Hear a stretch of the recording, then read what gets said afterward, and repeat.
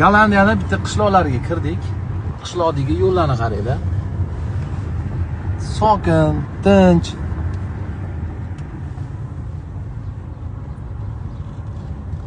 Tomosha qilib turinglar, yaxshiroq qizaloq narsa chiqib qolsa yana gapirib beraman. Qurilishlar bo'lyapti, aytab bog'chalar bor. Qishloq. Lekin boy yashashadi. Bular hammasi fermerlar. Orqa tomonda yerlari bor bularning. Katta gektar yerlari bor. Go'zal, ha? Ertagiga o'xshaydi.